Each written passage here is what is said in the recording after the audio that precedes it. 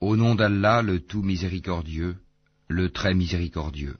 Alif, Lam, Ra.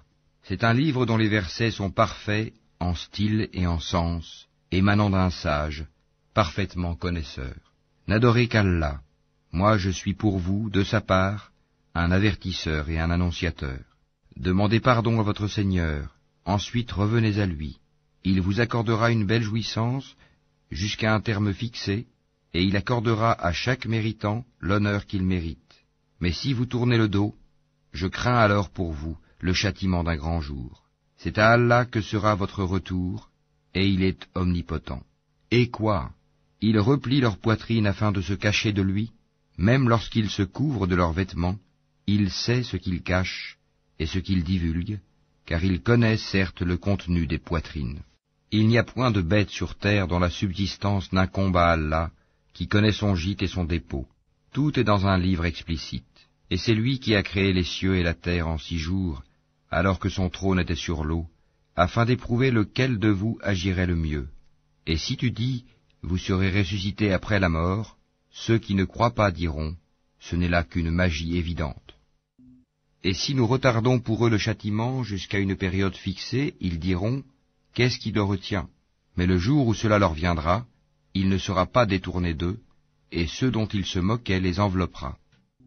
Et si nous faisons goûter à l'homme une grâce de notre part, et qu'ensuite nous la lui arrachons, le voilà désespéré et ingrat. Et si nous lui faisons goûter le bonheur, après qu'un malheur l'ait touché, il dira, les maux se sont éloignés de moi, et le voilà qui exulte plein de glorioles. Sauf ceux qui sont endurants et font de bonnes œuvres, ceux-là obtiendront pardon et une grosse récompense. Il se peut que tu négliges une partie de ce qui t'est révélé et que ta poitrine s'en sente compressée, parce qu'ils disent, que n'a-t-on fait descendre sur lui un trésor? Ou bien, que n'est-il venu un ange en sa compagnie? Tu n'es qu'un avertisseur, et Allah est le protecteur de toutes choses. Ou bien ils disent, il a forgé le Coran.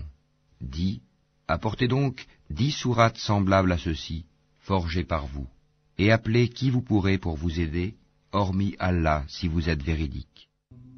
S'ils ne vous répondent pas, sachez alors que c'est par la science d'Allah qu'il est descendu, et qu'il n'y a de divinité que lui, êtes-vous soumis à lui.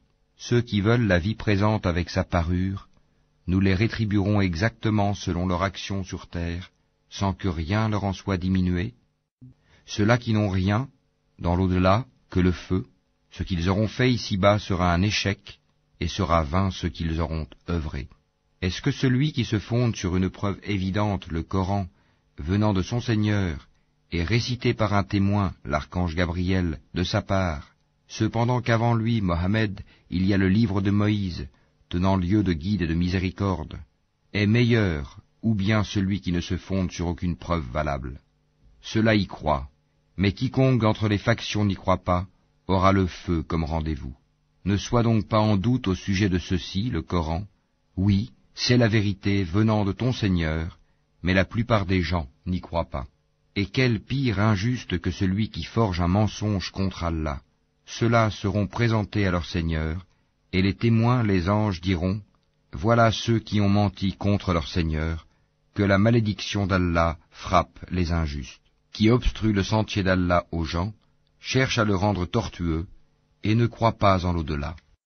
Ceux-là ne peuvent réduire Allah à l'impuissance sur terre.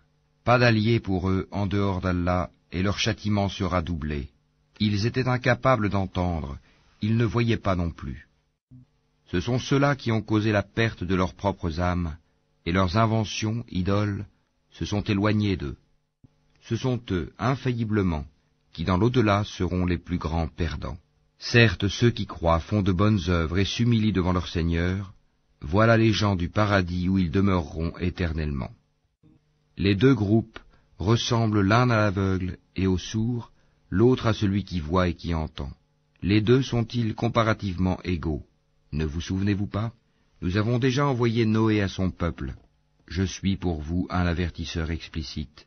Afin que vous n'adoriez qu'Allah, je crains pour vous le châtiment d'un jour douloureux.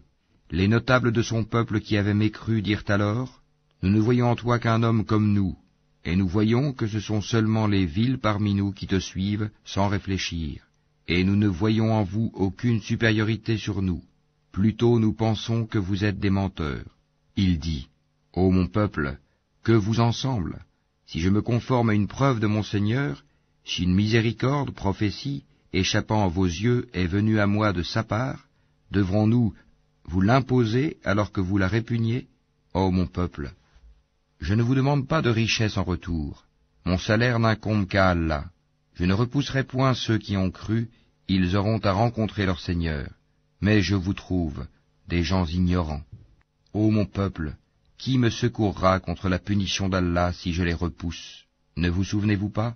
Et je ne vous dis pas que je détiens les trésors d'Allah. Je ne connais pas l'inconnaissable. Et je ne dis pas que je suis un ange. Et je ne dis pas non plus aux gens que vos yeux méprisent, qu'Allah ne leur accordera aucune faveur. Allah connaît mieux ce qu'il y a dans leurs âmes. Si je leur disais, je serais du nombre des injustes. Ils dirent, Ô Noé, tu as disputé avec nous et multiplié les discussions. Apporte-nous donc ce dont tu nous menaces, si tu es du nombre des véridiques. Il dit, c'est Allah seul qui vous l'apportera, s'il veut, et vous ne saurez y échapper. Et mon conseil ne vous profiterait pas, au cas où je voulais vous conseiller, et qu'Allah veuille vous égarer. Il est votre Seigneur, et c'est vers lui que vous serez ramenés. Ou bien ils disent, il l'a inventé? Dis, si je l'ai inventé, que mon crime retombe sur moi, et je suis innocent de vos criminelles accusations. Et il fut révélé à Noé, de ton peuple, il n'y aura plus de croyants que ceux qui ont déjà cru. Ne t'afflige pas de ce qu'ils faisaient. Et construis l'arche sous nos yeux, et d'après notre révélation, et ne m'interpelle plus au sujet des injustes, car ils vont être noyés. Et il construisit l'arche, et chaque fois que des notables de son peuple passaient près de lui, il se moquait de lui. Il dit, si vous vous moquez de nous, eh bien, nous nous moquerons de vous, comme vous vous moquez de nous. Et vous saurez bientôt à qui viendra un châtiment qui l'humiliera, et sur qui s'abattra un châtiment durable. Puis, lorsque notre commandement vint et que le four se mit à bouillonner d'eau, nous dîmes, charge dans l'arche un couple de chaque espèce ainsi que ta famille, sauf ceux contre qui le décret est déjà prononcé, et ceux qui croient. Or ceux qui avaient cru avec lui étaient peu nombreux. Et il dit, montez dedans, que sa course et son mouillage soient au nom d'Allah, certes mon Seigneur est pardonneur et miséricordieux. Et elle vogua, en les emportant au milieu des vagues, comme des montagnes. Et Noé appela son fils, qui restait en un lieu écarté non loin de l'arche. Ô mon enfant, monte avec nous, et ne reste pas avec les mécréants. Il répondit, je vais me réfugier vers un mont qui me protégera de l'eau. Et Noé lui dit, il n'y a aujourd'hui aucun protecteur contre l'ordre d'Allah. Tous périront, sauf celui à qui il fait miséricorde. Et les vagues s'interposèrent entre les deux, et le fils fut alors du nombre des noyés. Et il fut dit, ô terre, absorbe ton eau, et toi, ciel, cesse de pleuvoir. L'eau baissa, l'ordre fut exécuté, et l'arche s'installa sur le Youdi. Et il fut dit, que disparaissent les gens pervers. Et Noé invoqua son Seigneur et dit, ô mon Seigneur, certes mon fils est de ma famille, et ta promesse est vérité, tu es le plus juste des juges. Il dit, ô Noé, il n'est pas de ta famille, car il a commis un acte infâme. Ne me demande pas ce dont tu n'as aucune connaissance. Je t'exhorte afin que tu ne sois pas du nombre des ignorants. Alors Noé dit, Seigneur, je cherche ta protection contre toute demande de ceux dont je n'ai aucune connaissance.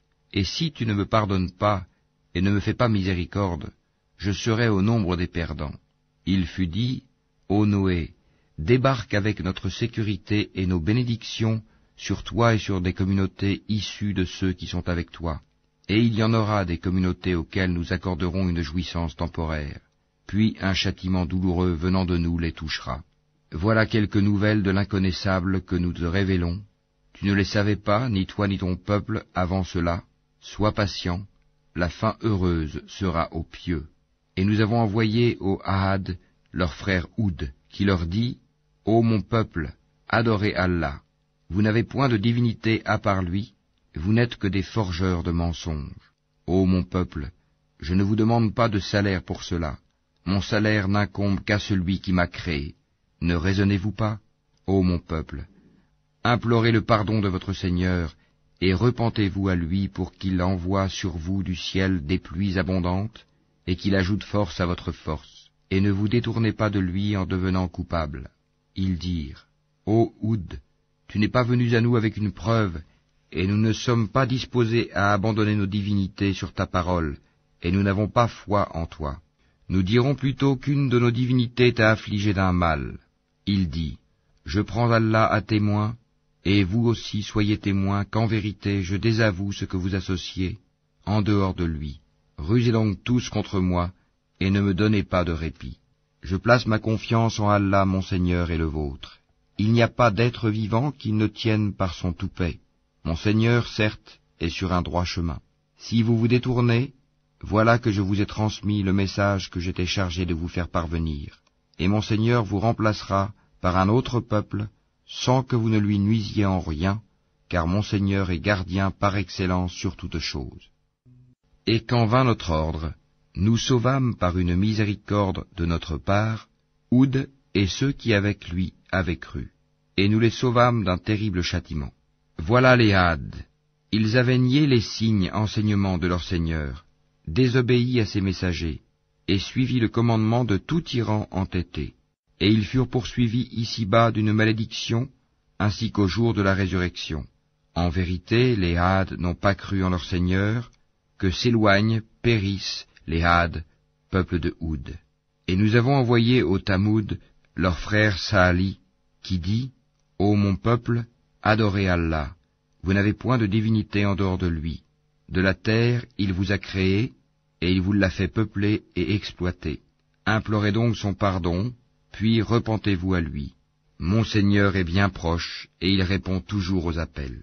Ils dirent, Ô Sali, tu étais auparavant un espoir pour nous. Nous interdirais-tu d'adorer ce qu'adoraient nos ancêtres? Cependant, nous voilà bien dans un doute troublant au sujet de ce vers quoi tu nous invites.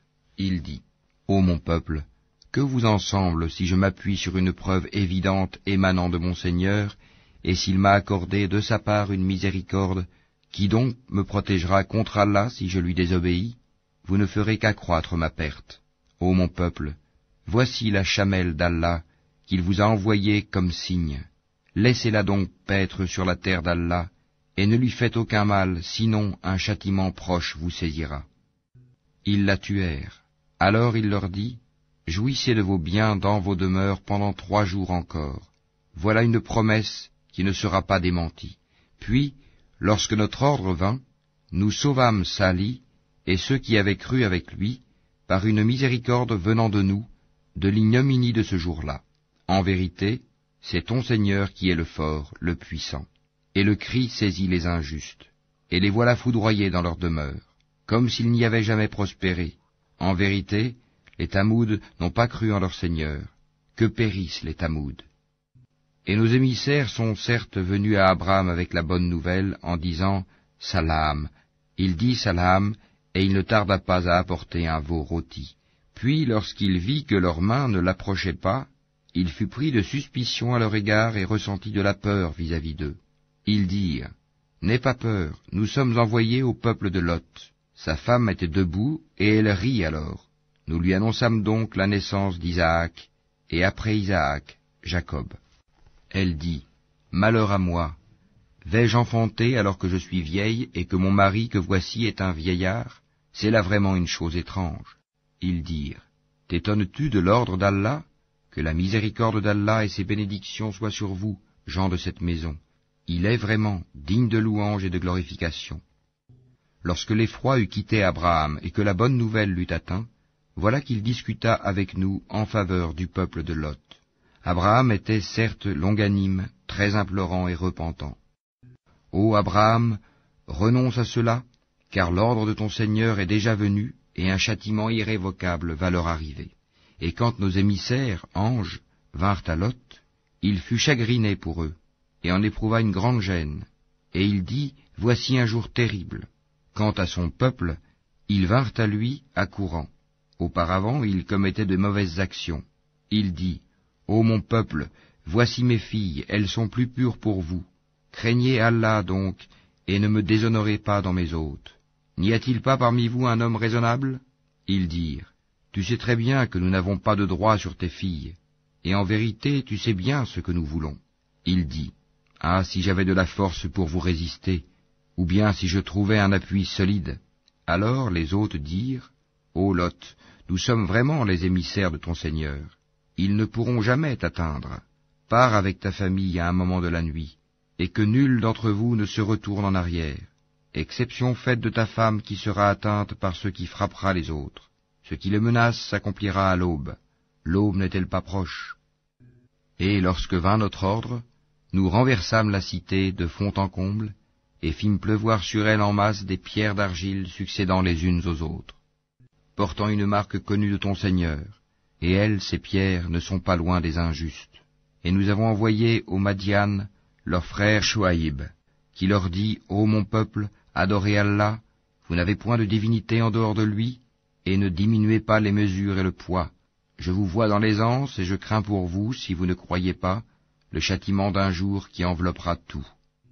Ô mon peuple, faites équitablement pleine mesure et plein poids, ne dépréciez pas aux gens leur valeur, et ne semez pas la corruption sur terre.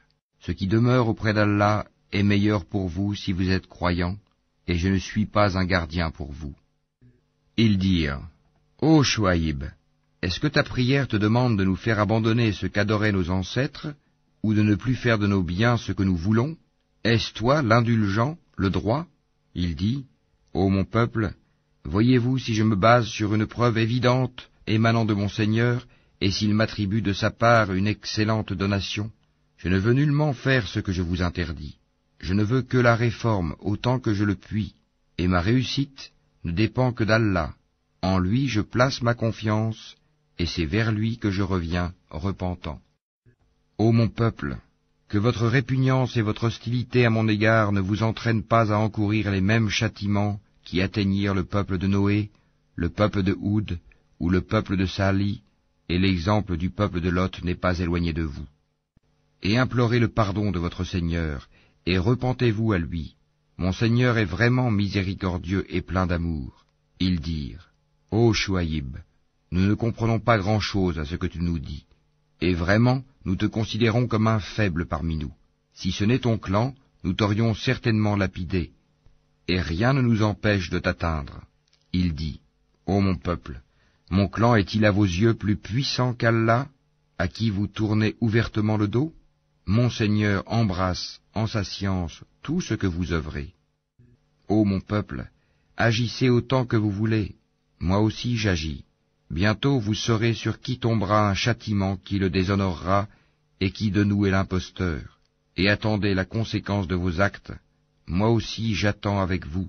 Lorsque vint notre ordre, nous sauvâmes par une miséricorde de notre part Chouaïb et ceux qui avaient cru avec lui, et le cri terrible saisit les injustes, et ils gisèrent dans leur demeure, comme s'ils n'y avaient jamais prospéré, que les Madian s'éloignent comme les Tamoud se sont éloignés.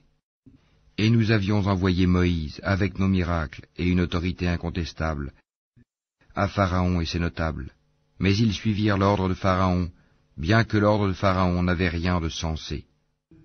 Il précédera son peuple au jour de la résurrection, il les mènera à l'Eigad du feu, et quel détestable Eigad! Et ils sont poursuivis par une malédiction ici-bas et au jour de la résurrection. Quel détestable don leur sera donné! Cela fait partie des récits que nous, Mohammed, te racontons concernant des cités. Les unes sont encore debout, tandis que d'autres sont complètement rasées.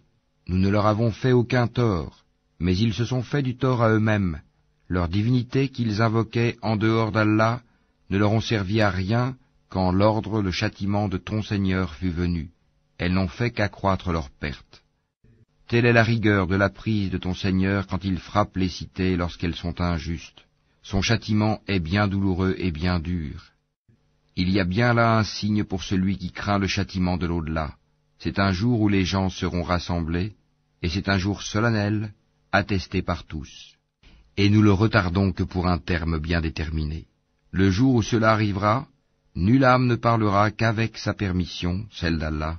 Il y aura des damnés et des heureux. Ceux qui sont damnés seront dans le feu où ils ont des soupirs et des sanglots, pour y demeurer éternellement tant que dureront les cieux et la terre, à moins que ton Seigneur en décide autrement, car ton Seigneur fait absolument tout ce qu'il veut.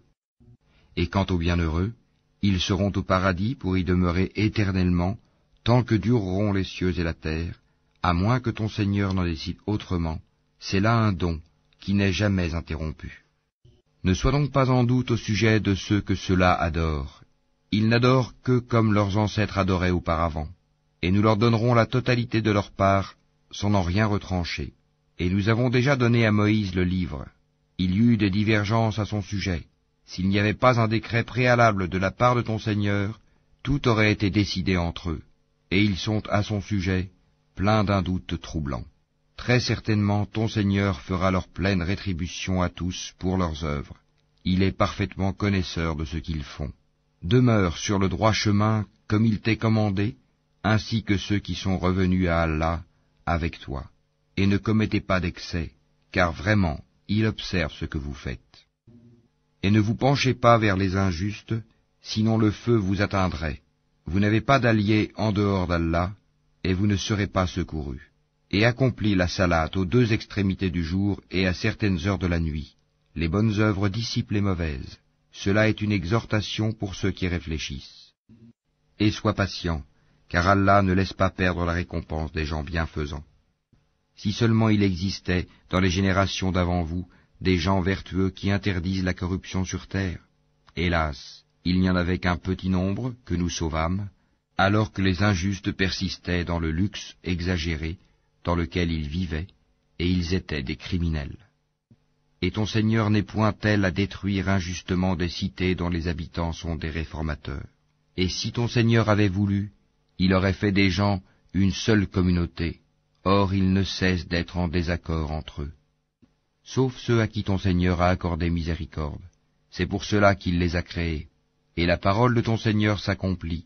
Très certainement, je remplirai l'enfer de djinns et d'hommes, tous ensemble. Et tout ce que nous te racontons des récits des messagers, c'est pour en raffermir ton cœur. Et de ceci t'est venue la vérité, ainsi qu'une exhortation et un rappel aux croyants. Et dis à ceux qui ne croient pas, œuvrez autant que vous pouvez, nous aussi nous œuvrons. Et attendez, nous aussi nous attendons. À Allah appartient l'inconnaissable des cieux et de la terre, et c'est à lui que revient l'ordre tout entier. Adore-le donc, et place ta confiance en lui, ton Seigneur n'est pas inattentif à ce que vous faites.